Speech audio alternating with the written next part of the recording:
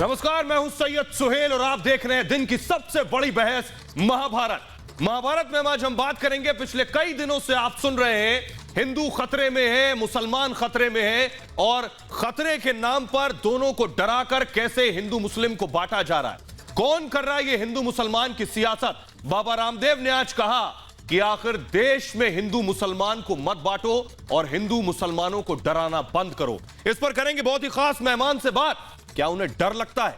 लेकिन सबसे पहले देखिए ये रिपोर्ट।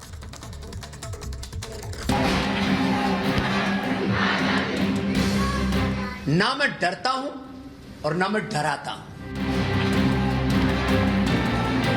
देश में डर फैलाने की सियासत क्यों हो रही है? हिंदू मुस्लिम के नाम पर लड़ाने की राजनीति कौन कर रहा है? ये स्वामी रामदेव के साथ साथ आज पूरा राष्ट्र पूछ रहा है। ऐसे लोगों को बेनकाब करने की जरूरत है जो झूठ की फैक्ट्री में नफरत की आग लगा रहे हैं। मैं सबसे हाथ जोड़कर एक ही बात करूंगा, इस देश को हिंदू और मुसलमान के नाम पर मत लड़ाओ। इस देश को मजहबी उन्माद के नाम पर मत लड़ाओ।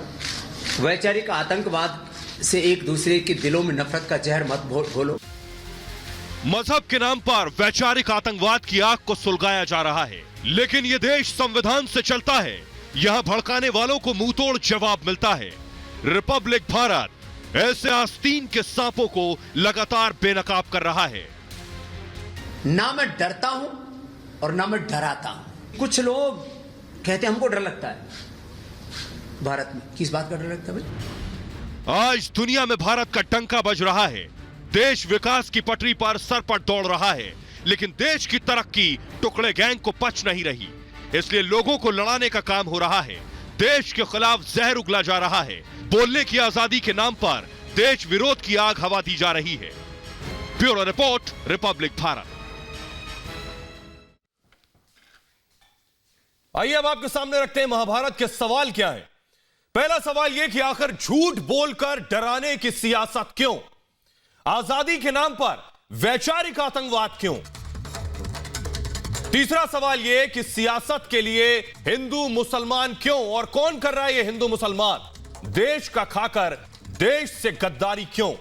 इन तमाम सवालों के जवाब लेंगे अपने खास मेहमानों से। उनका आपका तारुफ करा दें।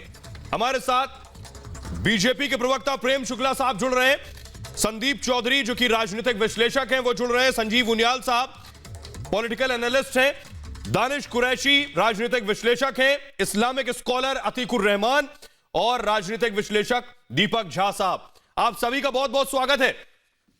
पहला सवाल मेरा दानिश कुरैशी साहब से है। कुरैशी साहब, आपको भी लगता है मुसलमान खतरे में है? आपको भी उस खतरे का एहसास है? डर लगता है आपको भी? डरे हुए हैं आप? देखिए, सुनिए मेरी बात। सबसे पहले तो आपका जो सवाल है कि दानिश कुरैशी संविधान समझता है, इसलिए ये जो कट्टरवादी तंजीमें हैं इनसे खौफ मुझे नहीं लगता। लेकिन इस देश के अंदर में जो मध्यम वर्गीय व्यक्ति हैं, जो बिलो पॉवर्टी लाइन, जो गरीबी की रेखा के नीचे रोजमर्रा की जिंदगी जीने वाला है, वो आदमी को इस तरीके से खौफजदा किया गया है। कभी हिंदू खतरे में है नाम से वो वोट बटोरने की खातिर, कभी गोली मारो के नाम से मुसलमान खतरे में है क्या? हिंदू खतरे में है तो बोल दिया आपने। उनके ऊपर नहीं, दूसरा भी बताइए ना, एक तरफ नहीं। सॉरी, जो कह रहे हैं मुसलमान खतरे में उनका भी तो जिक्र कर दीजिए। असदुद्दीन ओवैसी कह रहे जनाजा उठेगा, यहां बोलती बंद हो जाती है आपकी। मुसलमानों पे तो लिटरली जुल्म बरपा है जनाब। अच्छा, वो खतरे में है, आप खतरे में हैं। रात की नींद उड़ गई है, खाना नहीं खा रहे हैं आजकल आप, लेकर दिल्ली तक पहुंच, आप खतरे में हैं कुरैशी साहब। आप डरे हुए हैं, नींद नहीं आ रही आपको। दानिश कुरैशी को किसी चीज का खतरा नहीं है। तो किसको डर बता रहे हैं आप? तो संविधान समझता वो है। डर किसको बता रहे हैं आप? वो लोग हैं जो कानून व्यवस्था समझ नहीं पाते। नहीं, डरा कौन है? दानिश कुरैशी, इधर उधर की बात मत करिए। हुए दंगे में पुलिस इधर उधर की बात मत करिए। कि अब क्या होगा? दानिश कुरैशी, बिल्कुल साफ तो बात। दानिश कुरैशी डरे हुए हैं। दानिश कुरैशी संविधान समझते हैं। कुरैशी साहब चीख चीख के बोल रहे हैं और कह रहे हैं डरा हुआ हूं। लेकिन जो चीख के बोल रहे हैं, कह रहे हैं डरा हुआ हूं। डरे हुए हैं, खौफ में हैं। ओवैसी को सुन लिया था क्या? जो कह रहे थे जनाजा उठ जाएगा अगर सड़क पर नहीं उतरे। दानिश कुरैशी किसी से नहीं डरता, सुन लो मेरी बात। तो किसके डराने की बात कर रहे हैं? आपके चैनल पे आके दानिश कुरैशी जितना बेखौफ बोलता है, इतना तो कोई बोल भी नहीं पाता होगा जनाब। तो डरा कौन है? वो कौन डरा हुआ है? क्योंकि जिसके नाम पर आप हिंदू मुसलमान करा रहे हैं, इनको डराने से कौन डरा हुआ है? दानिश कुरैशी डरा हुआ फैजाबाद का मुसलमान है। कौन? इसके खिलाफ बाबरी मस्जिद का फैसला आ गया, डरा हुआ। नहीं, कौन डरा हुआ है? नहीं, दानिश कुरैशी कौन डरा है? मुसलमान है, डरा हुआ मुजफ्फरपुर का मुसलमान है, डरा हुआ दिल्ली का मुसलमान, दिल्ली का मुसलमान डरा है, का मुसलमान है, दिल्ली का मुसलमान डरा है। मैं तो रहता हूं नोएडा, दिल्ली में, मुझे तो डर नहीं है। किसके डरने की बात कर रहे हैं? बिल्कुल डरा हुआ है। नहीं, मैं नहीं डरा हूं, आप डरे हैं, आप डरते हैं। ये कुरैशी आप डरपोक हैं। पकड़ रखा है। कौन डरा है? अरे हम तो किसी से, हम किसी कौन से डरा? नहीं डरते। दानिश कुरैशी किसी से नहीं डरता। नहीं तो किसको आप डरा रहे हैं? बिल्कुल सही कहा आपने, बिल्कुल सही कहा। कुरैशी सुनिए, डॉक्टर बाबा साहब, कुरैशी साहब, कुरैशी साहब, अब मैं आपको बताऊं, कुरैशी साहब समझता है। अब मैं आपकी बीमारी पकड़ ली मैंने। दरअसल आप डरे नहीं है, बिल्कुल सही कह रहे हैं, आप डरे नहीं।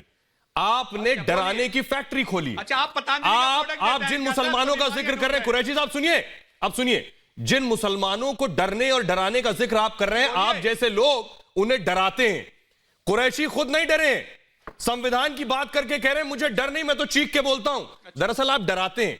आप जो कह रहे हैं कि गाजियाबाद और दिल्ली का मुसलमान डरा है, उसे आप जैसे लोग डरा रहे हैं। दरअसल दानिश कुरैशी आपने डराया है। यूनिफॉर्म में दंगे करने निकलता है। हाँ। नहीं, दानिश कुरैशी है जो दिल्ली में यूनिफॉर्म पहन के दंगे करने निकलता है। हाँ। दानिश कुरैशी है जो भगवा चोला पहन के प्रज्ञा ठाकुर की तरह बम धमाके करने निकलता है। क्या आप ये कह रहे हैं? आप ये कहना चाहते हैं? तो दानिश कुरैशी हमेशा संविधान के पक्ष में था, ठीक है, शांति के पक्ष में दानिश था, कुरैशी मैं समझ गया आपको। लेकिन जिन लोगों दानिश कुरैशी ठीक है, मैं समझ गया, वो डर पैदा कर रहे हैं। आप नहीं डरते, राजनीति सियासत आप नहीं डरते।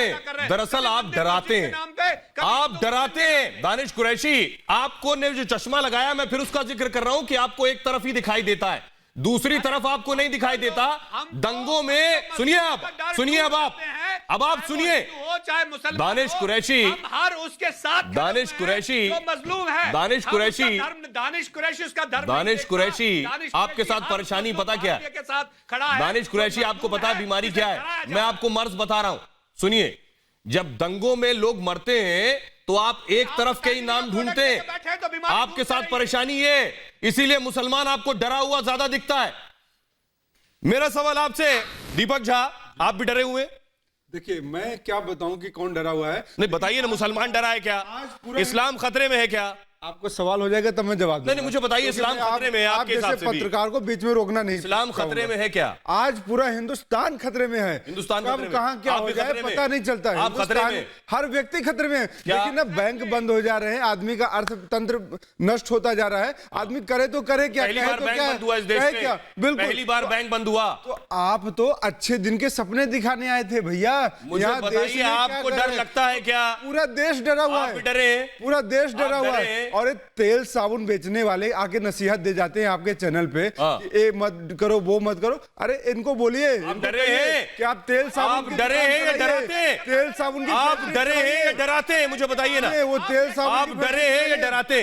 पूरा हिंदुस्तान डरा है, और हिंदुस्तान डरा है तो मैं भी डरा हूँ, आप भी डरे, सब डरे हुए हैं। पूरा देश डरा हुआ है, पूरा देश डरा, पूरा देश। दीपक झा को डर लगता है, दीपक झा सो नहीं पा रहे, कब दीपक झा को नींद नहीं आ रही है, दीपक झा करवटें बदलते हैं रात भर, इतने खौफ में, डर के साए में जी रहे हैं। कौन सी कंपनी बंद हो जाए? अच्छा, देश का अर्थतंत्र गड़बड़ हो रहा है। अच्छा, नहीं एक मिनट, ये डर किस चीज का? ये हिंदू मुसलमान का डर है या आपको अर्थव्यवस्था का डर सता रहा? सारा कुछ हिंदू मुसलमान के नजरिए से मैं इस देश को नहीं देखता हूं, मैं देखता हूं हिंदुस्तानी के नजरिए से। ये भाजपा के लोग और एक मिनट, ठीक है, हो गया। रामदेव प्रेम शुक्ला साहब, एक मिनट रुकिए। प्रेम शुक्ला साहब, कुरैशी साहब को डर लग रहा है, और इतना डर है कि लगातार बोले जा रहे हैं जी, बिना सांस लिए, बिना पूर्ण विराम और फुल स्टॉप के।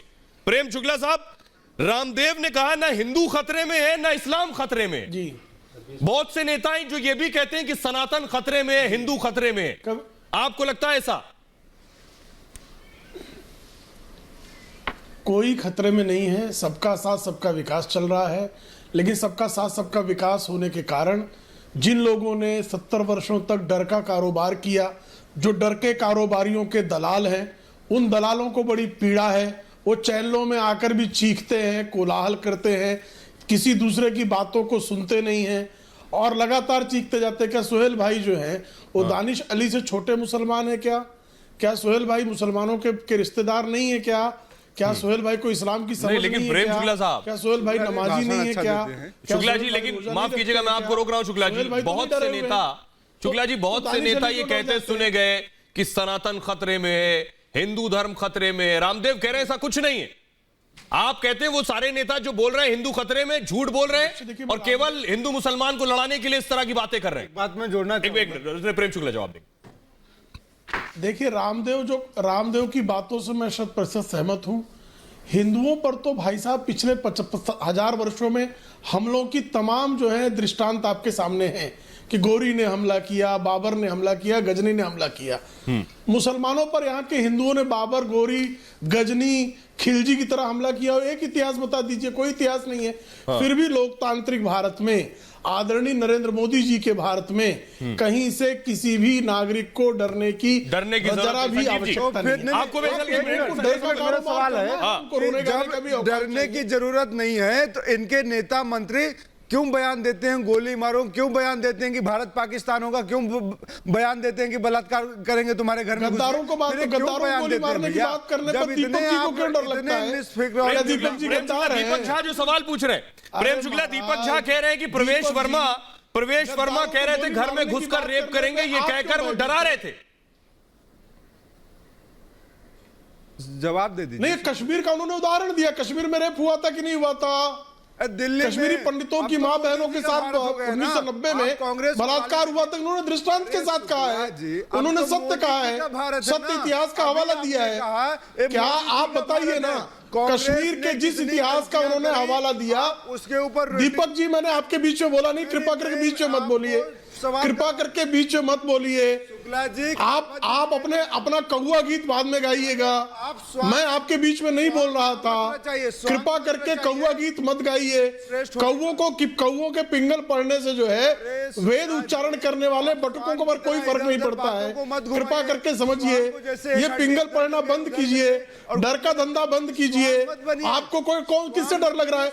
किस मुसलमान से आप डरे हुए? आप हिंदू है ना, आप हिंदुओं से डरे हुए हैं। आप हिंदू आपको डरा रहे हैं क्या? आपको मुसलमान डरा रहे हैं? कौन डरा रहा है आपको? अब सुन लीजिए, आप कहते हैं मोदी जी का भारत है, मोदी जी के भारत में डराने की राजनीति क्यों करते हैं आपके नेता? आप कहते हैं कांग्रेस ने किया, कांग्रेस ने 100 गलतियां। कौन कर रहा है? कौन डरा रहा है? ओवैसी डरा रहे हैं और ओवैसी के तल में आप चाट रहे हैं। प्रवेश वर्मा लेके कपिल ओवैसी डरा रहा है मुसलमानों को और उसके तल में चाटने का काम आप करते हैं। डराने का काम करते हैं। उसके वैचारिक रहमान जुड़ गए। संजीव जी, एक मिनट रुक जाइए। अतीकुर रहमान हमारे साथ जुड़ गए। अतीकुर रहमान साहब, रामदेव कह रहे हैं ना हिंदू खतरे में ना इस्लाम खतरे में। अतीकुर साहब, आप खतरे में, आपको लगता है आप खतरे में हैं? आपको लगता है डरे हुए हैं? देश का मुसलमान डरा हुआ है, घबराया हुआ है, आप भी डरे हैं? देखिए सोहेल, हम लोगों को निष्पक्ष होकर इन सब चीजों को देखना चाहिए। मैं आपको याद दिलाना चाहूंगा, आपके ही चैनल के ऊपर दिल्ली में जब इलेक्शन चल रहे थे, प्रेम शुक्ला जी के बीजेपी के chief spokesperson Sambit Patra ji panel के लोगों को याद दिला रहे थे, ए हिंदुओं देखो इन मुसलमानों में कितनी यूनिटी है और इनकी यूनिटी देख के सुधर जाओ नहीं तो मिटा दिए जाओगे। ये संबित पात्रा जी के अल्फाज से सोहेल। अब आप बताइए कौन डरा रहा है? प्रेम जी रुक जाइए, आप बताइए, हिंदू खतरे में प्रेम जी रुक जाइए। पिछले 6 सालों में आप दोगलापना नहीं कर सकते। प्रेम शुक्ला जी, आपकी एडवर्टाइजमेंट जो है ये अतीकुर रहमान, विकास, अतीकुर रहमान जनता समझ गई है। अतीकुर रहमान, ये अतीकुर रहमान होगा। एक मिनट, प्रेम जी रुक जाइए, प्रेम जी रुक जाइए। नाजायज फायदा अतीकुर रहमान तो हत्यारा है। अतीकुर रहमान, एक मिनट प्रेम जी रुक जाइए, निष्पक्ष नहीं होता। प्रेम जी रुक जाइए। अतीकुर रहमान, आपको संबित पात्रा का बयान याद है कि संबित पात्रा ने बोला और आप डर गए। आपको रात भर नींद नहीं आई, रोटी आपने 2 की जगह 1 खानी शुरू कर दी डर के मारे। लेकिन जब ओवैसी कह रहे थे कि जनाजा उठेगा, जब वारिस पठान कह रहे थे कि 100 करोड़ पर 15 करोड़ भारी है, तब आपको उस डर का अंदाजा नहीं था कि दूसरे पक्ष को आप डरा रहे हैं, आपकी जहनियत डरा रही है। उस डर का अंदाजा नहीं था आपको, पात्रा ने डरा दिया आपको।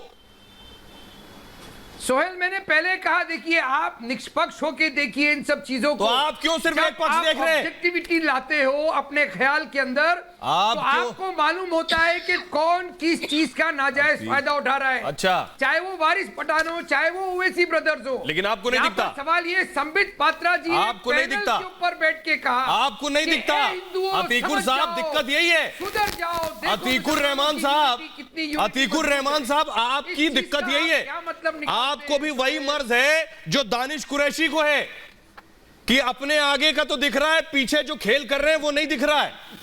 आपके साथ दिक्कत यही अरे है। हम तो आप और दानिश कुरैशी की बीमारी एक ही है। जो जख्म दिए हैं बीजेपी ने पिछले 6 सालों में हाँ। हमारे संविधान को, अच्छा। उन जख्मों को हम बीजेपी ने मिटाने जख्म आए दिया हैं। डॉक्टर जाकिर उन नाइक जैसे जख्मों के हत्यारों ऊपर को, हम मरहम पट्टी डॉक्टर लगाना जाकिर चाहते नाइक हैं। के टुकड़े पर ये ओवैसी, ये ओवैसी, ये सुनिए ओवैसी और आपके कासमी, वारिस पठान, ये सब डॉक्टर हैं, यही सब मर्ज का इलाज कर रहे हैं आपके क्या? ऐसे लोगों को है, हम उनको कामयाब नहीं होने देंगे। सोहेल, ये बता दीजिए आप। संजीव उनियाल जवाब देंगे अतीकुर रहमान को। आप संजीव उनियाल जवाब देंगे अतीकुर रहमान को। पूरी तरह से हम नकारते हैं। जरा सुनिएगा अब आप। नकारते दानिश हैं। कुरैशी सबसे आप पहले इसे कहते हैं नकारेंगे। अपने आप को सुपेरिटी कॉम्प्लेक्स के मारे हुए हैं। वो कहते हैं मैं तो एक अलग तरह का मुसलमान हूं, तो मुझे किसी की तरह का डर नहीं है। और यही कल आपके चैनल पे इस देश के प्राइम मिनिस्टर को और होम मिनिस्टर को दानिश कुरैशी लगातार गालियां दे रहे थे और क्या क्या नहीं बोल रहे थे, तड़ी पार शब्द तक यूज किया था। ये डरे हुए हैं। अरे शर्म आनी चाहिए जब ये डरे होने के बाद तुम्हारा हाल है। अगर तुम डरे नहीं होते तो क्या करते? मुझे लगता है कि तलवार और बंदूकें लेके ओपन एयर में तुम घूम रहे होते। किस तरह के डर की बात कर रहे हैं? दूसरी बात, दानिश कुरैशी ये कहते हैं सोहेल कि मुझे कॉन्स्टिट्यूशन पर विश्वास है। अरे भैया, कॉन्स्टिट्यूशन पर विश्वास है तो तुम ये बात क्यों कह रहे हो कि जब सुप्रीम कोर्ट ने ये अयोध्या का फैसला दिया तो तुम क्या कह रहे हो कि अयोध्या के मुसलमान जो है आज वो डरे हुए हैं? सुप्रीम कोर्ट पर विश्वास नहीं है तो इसका मतलब कॉन्स्टिट्यूशन दानिश कुरैशी, तुमको दानिश कुरैशी, तुम जैसा झूठा व्यक्ति कोई नहीं हो सकता। तुमने सोहेल को एंकर तक को बोलने की इजाजत नहीं दी और इससे पता लगता है तुम कितने डरे हुए हो। तुम झूठा नंबर 1 हो। तुम लोगों को बरगलाते हो। तुम चाहते हो कि सारे मुसलमान सड़कों पर आ जाएं दानिश कुरैशी को विंडो में लीजिए, पेट्रोल बम लेके बैठ जाएं और हिंदुओं को मारे, पुलिस वालों को मारे, आईबी के ऑफिसर्स को मारे, डीसीपी को मारे। हाँ, कुरैशी बोल रहे हैं। कुरैशी देश के प्रधानमंत्री को, गृह मंत्री को दिन भर आप गाली दीजिए और उसके बाद कहिए मैं तो डरा हूं, मैं तो मासूम हूं, मैं घबराया हुआ हूं। इससे ज्यादा कौन सी आजादी चाहिए आपको? कॉन्स्टिट्यूशन को समझने वाले कहां से हो गए तुम? कुरैशी जवाब दे रहे हैं। सोहेल, हाँ। अब ये जो इनकी दोगली राजनीति है, अभी मैं यह छती कर दूंगा। सुनिए मेरी बात। सबसे पहले तो वो ये कहते हैं कि देश में कोई डरा नहीं है नरेंद्र मोदी के राज में। आपको शायद ये जानकारी अब ये सोच के बोलना कि आप डरे हो चाहिए कि 1.5 करोड़ से ज्यादा रोज का सिक्योरिटी खर्च प्रधानमंत्री का है। अब मुझे आपके पास ये फिगर कहां से आते हैं? कपिल झूठ बोलते हो आप नेशनल टेलीविजन पर बैठ के। भजन मंडली चला रहा है। झूठ बोलते हो दानिश, हर बार झूठ बोलते हो। हिंदू खतरे से तुम कहते हो मैं डरता नहीं हूं, बिहार में है तो फिर बाकी लोग कैसे डरे हुए? में आने वाला है। आप डराने की बैटरी हो। आप लोगों को डराने के लिए बैटरी चार्ज करते हो उनकी, उनको सड़कों पर लाने को मजबूर करते हो। ताहिर की तरह चाहते हो कि छतों पर पेट्रोल बम रहे मुसलमानों के और हिंदू मुसलमान लड़ने लगे। क्या दिखाना चाहते हो तुम? झूठे हो। आप होम मिनिस्टर को कहते हो तड़ीपार को हिंदू हो, चाहे मुसलमान डरा हुआ हर वो आदमी है, चाहे वो मुसलमान है, चाहे वो हिंदू है। इसे ये भाजपा की राजनीति डराना चाहती है। इसे ये कट्टरवादी राजनीति डराना चाहती है। एक मिनट, लगातार झूठ बोलते हो, हर चैनल पे झूठ बोलते हो। कल भी तुमने यहाँ झूठ बोला रिपब्लिक टीवी पे। एक मिनट, बिल्कुल झूठ बोलते हैं। सुनिए दानिश कुरैशी, सुनिए, हो गया। घर में बैठ के फिगर बनाते हो। दानिश कुरैशी हो गया। क्या आंकड़े घर में बैठ के बनाते हो आप? मजलूम और जालिम के बीच में घर में बैठ के आंकड़े बनाता है दानिश। उनसे कह दीजिएगा कि दानिश कुरैशी शीशा पिलाई हुई दीवार की तरह खड़ा है मजलूम और जालिम के बीच में। संविधान लिए हम मजलूम बस एक ही तरफ आपको नजर आता है। दानिश, आपका मर्ज मैं बता चुका हूं। एक ही तरफ मजलूम नजर आता है, एक ही तरफ डरा हुआ नजर आता है, एक ही तरफ घबराया हुआ नजर आता है। दानिश कुरैशी और दरअसल दानिश साहब, ये डराने का धंधा और कारोबार आपने लगा रखा है। टेलीविजन पर आकर सुनिए, अब क्या कर सकते हैं? सुनिए टेलीविजन पर आकर चिल्लाओ, हाय डर लग रहा है। सुनिए दानिश, सुनिए, नागपुर हेडक्वार्टर में सारे गांधी सुन लीजिए दानिश, कुछ भी मत बोलिए। आपको परेशानी है आपकी डराने की फैक्ट्री के साथ कि टेलीविजन पर आओ, डराओ, हाय डर लग रहा है, हाय डर लग रहा है, और उसके बाद कम से कम हिंदू मुसलमान में दंगे करवाओ। ये इस तरह के बयान जब आप आकर देते हैं तो आप दरअसल डरा रहे हो। तो मेरा सवाल संदीप चौधरी से, संदीप चौधरी आखिर कौन है मजहब के नाम पर जो लड़वा रहा है? दानिश कुरैशी संविधान समझता है। सुनिए हमें खतरा न पाकिस्तान से है न अफगानिस्तान से है, हमें खतरा इन घर में छुपे हुए गद्दारों से है जो गंगा जल की बोतल पर तेजाब भर सकता है। वो झूठा पाकिस्तान का सपना लेकर जिन्ना की तरह हाथ में तिरंगा भी उठा सकता है। वो ओसामा बिन लादेन की तरह देश के साथ कभी भी गद्दारी कर सकता है। वो झूठ मूठ दिखाने के लिए राष्ट्रगान भी गा सकता है, लेकिन उसका एक ही सपना है, कैसे हिंदुस्तान को कमजोर करूं, कैसे हिंदुस्तान को तोड़ूं। और ये जो कुरैशी जैसे लोग बैठे हैं, इन लोगों से सावधान होने की जरूरत है। आज देश को जागरूक होने की जरूरत है। और आपको बता दूं, जिस तरीके से आप जनसंख्या बढ़ाने में लगे हो, आज हमें कलाम जैसे लोगों की जरूरत है। हमें आज देश को मजबूत करने की जरूरत है।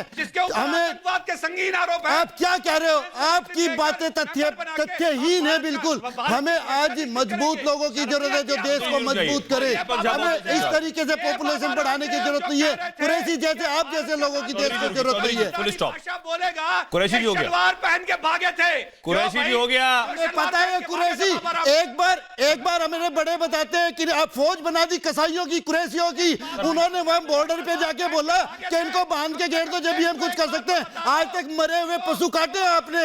इंसान बनो, जिस दिन मैदान में आओगे जब पता चलेगा। रुक जाइए कुरैशी, रुक जाइए। हो गया। बस अब मत डराइए, हो गया। तो दीपक झा को डर लगने लगेगा थोड़ी देर में। दीपक झा, कौन लोग हैं जो मजहब के नाम पर लड़ा रहे हैं? एक मिनट रुक जाइए कुरैशी साहब, दीपक साहब को डर लग रहा है। हाँ, यहाँ अरे रुक जाइए कुरैशी जी, रुक जाइए। ये लोग बैठ के इस तरह की भाषा का प्रयोग कर रहे हैं, कसाई हो गए हो, ये सारी चीजें शोभा नहीं देती। आप एक आपको शोभा नहीं देता पे बैठ के बात कर रहे हैं, वो भी हिंदुस्तानी है। पहली बात आप लोग समझ लीजिए। जी, कौन डरा रहा है? रामदेव बाबा ने क्या कहा? कौन डरा रहा है? क्या कहा है रामदेव? कौन डरा रहा है? आज देखिए, सरकार कौन डरा रहा है? जब विश्वास लेने के साथ में बात करती है, आप विश्वास खो देते हो जनता को। यहाँ क्या बोलते हैं? आपको डर लगने लगता है। संशय, आज प्रधानमंत्री पे, गृह मंत्री पे लोग संशय भरी निगाहों से देखते हैं। क्या संशय? आप संशय आ गया है तो क्या करेंगे? आज सरकार अपनी देश की जनता को कहती, अभी इन्होंने बोला अब पाकिस्तान से डर नहीं है, हिंदुस्तान में ही यहाँ के लोगों से डर है। बिल्कुल। क्योंकि राहुल गांधी का फसाना। एक मिनट चौधरी जी रुक जाइए। चौधरी जी रुकिए। प्रेम शुक्ला जवाब देंगे दीपक झा की बात। प्रेम शुक्ला, अभी तक कल तक पाकिस्तान के नाम पे डरा रहे थे, आज अपने देश के लोगों से डरा रहे हो। ये क्या है भैया? ऐसा मत करिए शुक्ला जी, भगवान के वास्ते, राम के वास्ते बात हो गया हो तो ऐसा मत करिए। नहीं, दीपक जी हाथ जोड़ रहे हैं। करके लगातार बोलने वालों को कुछ रोकने का भी प्रबंध होना चाहिए। नहीं, ये सब डरे हुए हैं शुक्ला जी, डरे हुए लोग हैं। लोग डर लग रहा था पाकिस्तान में बसे हुए अल्पसंख्यकों को। कल तक आप पाकिस्तान से डरा रहे थे। देखिए, पाकिस्तान में अल्पसंख्यक डरे थे। वो पाकिस्तान नहीं, कृपा करके सुन लीजिए, अब चीखिए मत बीच में। आपके बीच में कोई नहीं बोल सकता। पाकिस्तान में अल्पसंख्यक डरे हुए तो भारत में शरण मांगने आए और भारत ने उनको शरण दिया।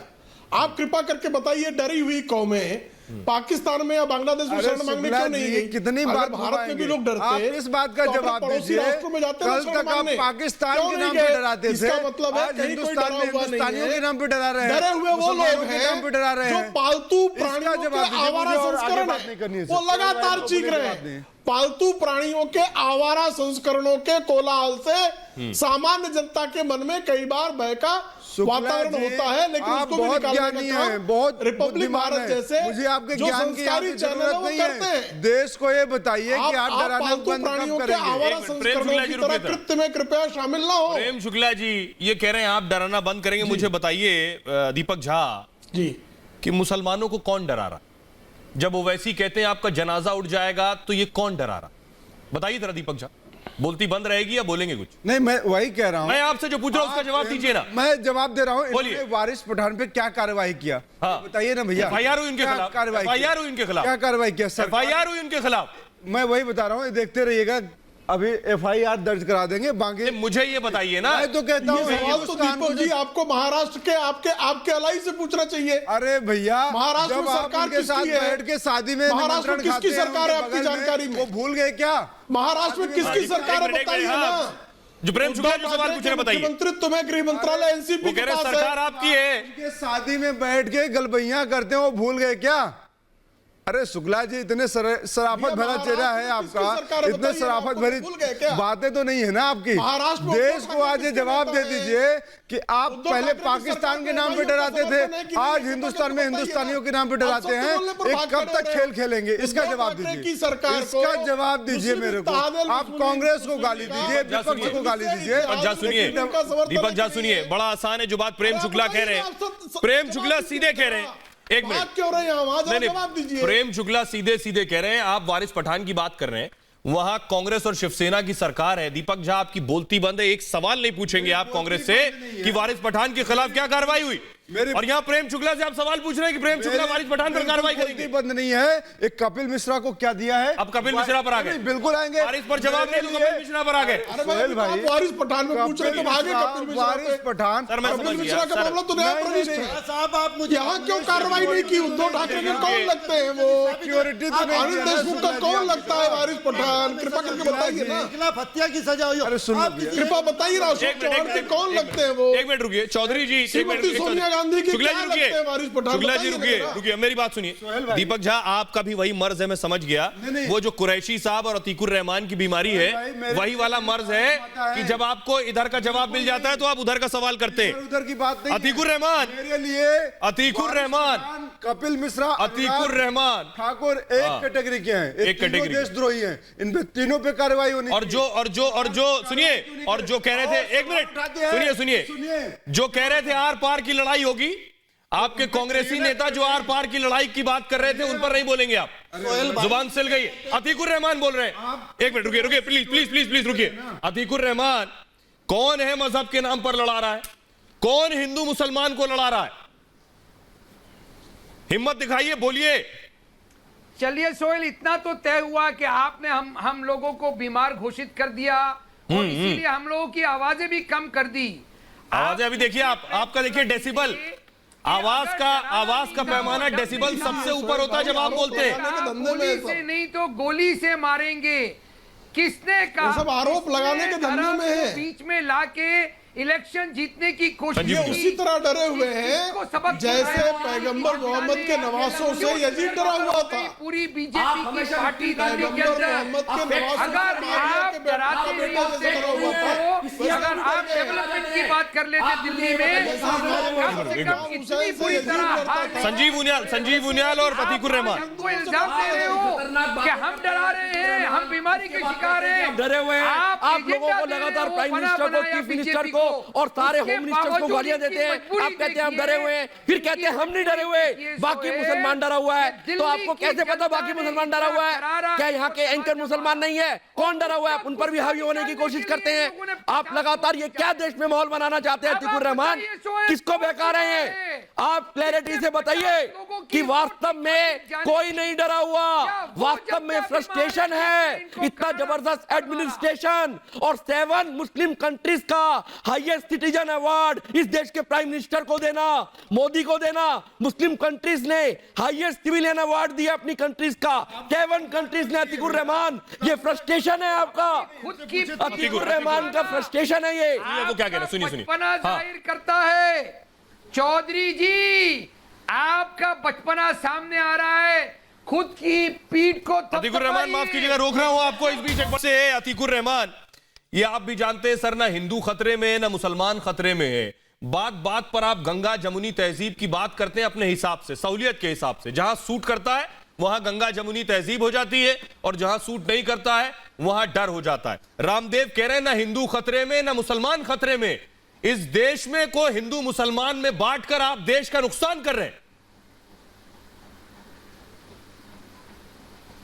देखिए सोहेल, बांटता कौन है? बांटता वही है जब निष्कर्ष निकल कर आया दिल्ली चुनाव का, जब बीजेपी को करारा थप्पड़ पड़ा, उसका बदला लिया बीजेपी ने।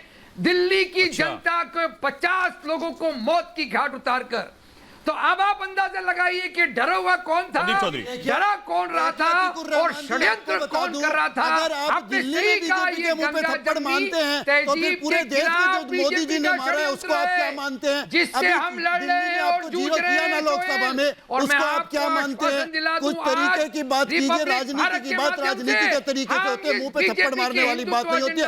आपकी जो ये लैंग्वेज है यही आपका चेहरा है, जो आप मुंह पे थप्पड़ मारने की बात करते हैं। आपके मुंह में राम और बगल वाली जो छुरी है वो बात आपके ऊपर लागू होती है।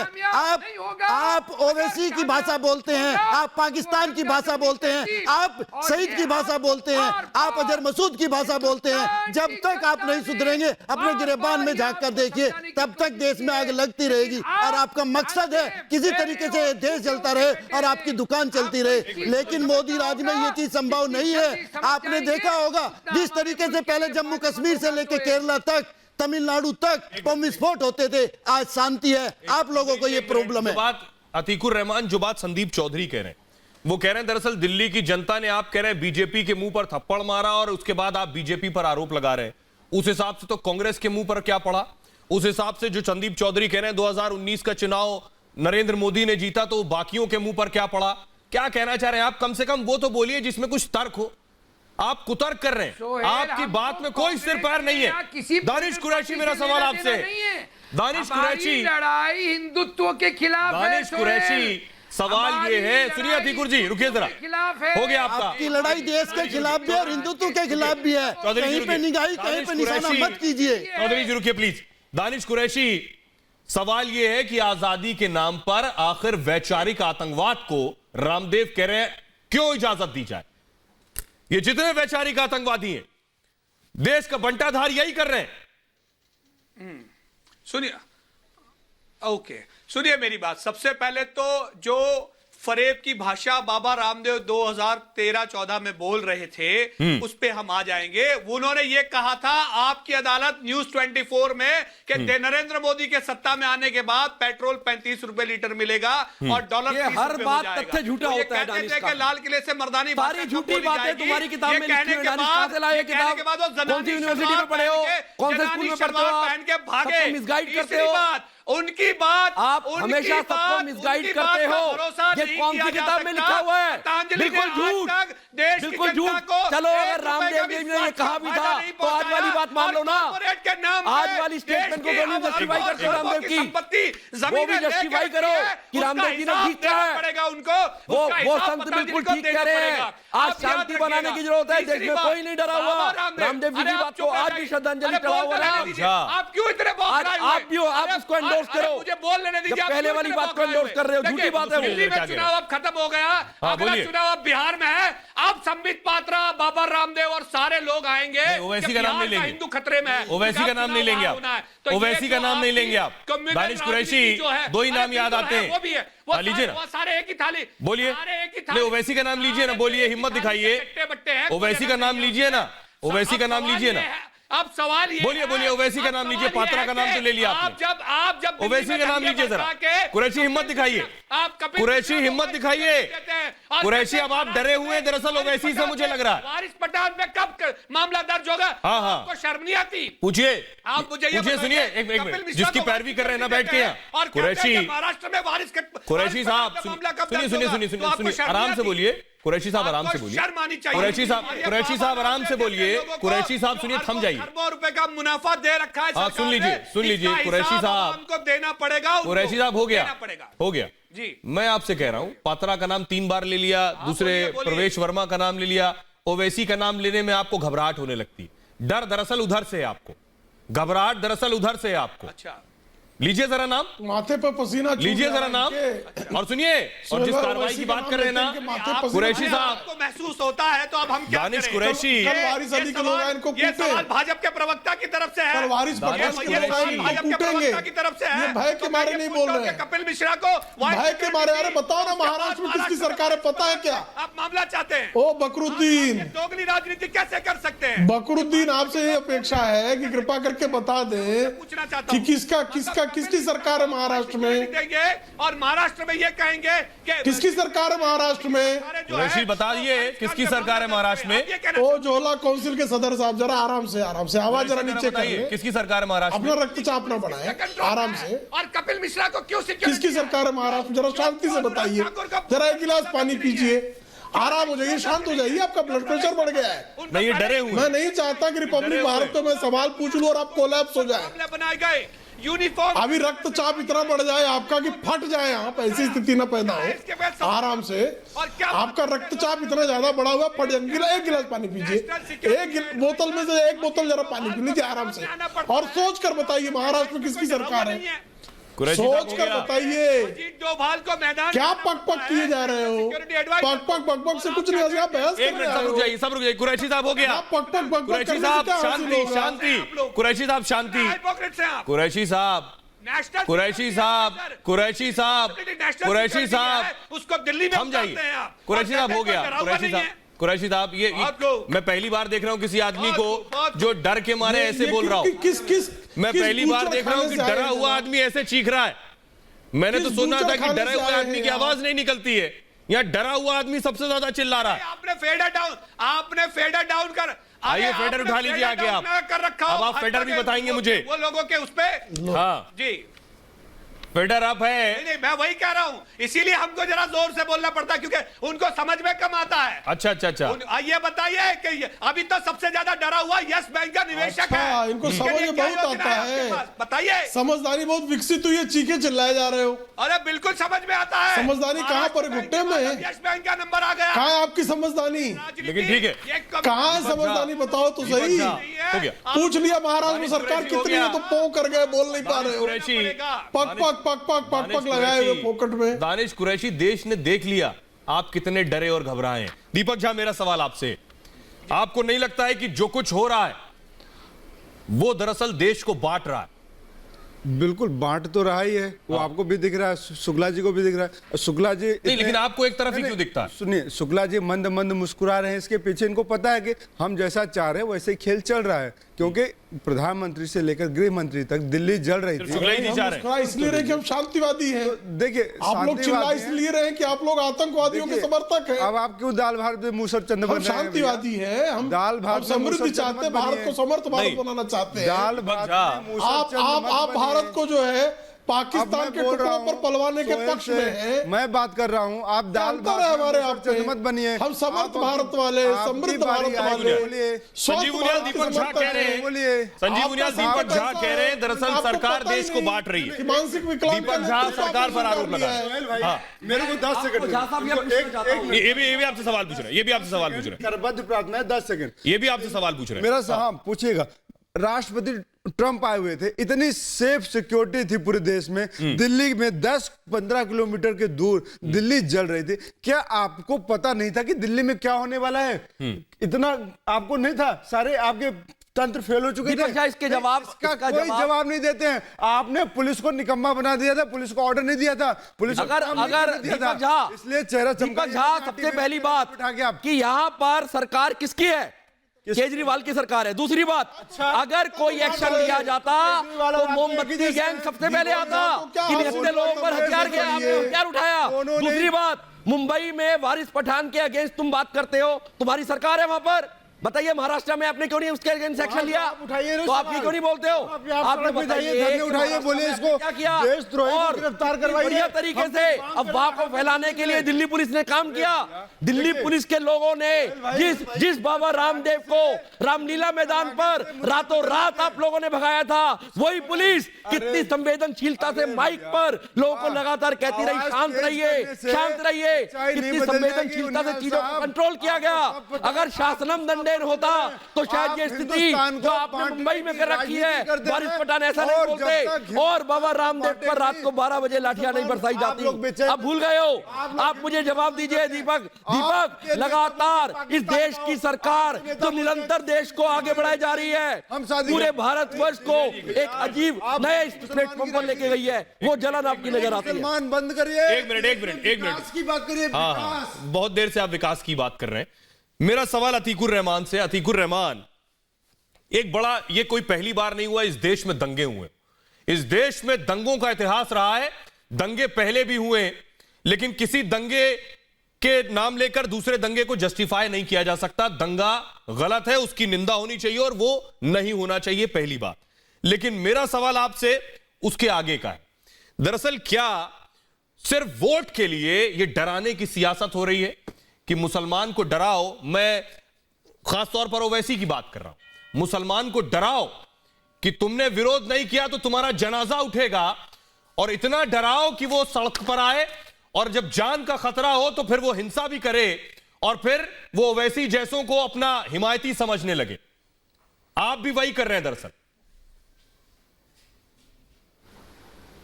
सोहेल, ओवैसी और कांग्रेस की आड़ में आप बीजेपी को सेफ पैसेज नहीं दे पाएंगे। नहीं तो आप बोलिए ना, आप बोलिए ना। बीजेपी आज सत्ता में है, बड़ी जिम्मेदारी बीजेपी की बनती है। हाँ। बड़ी जिम्मेदारी प्रधानमंत्री और होम मिनिस्टर की बनती है।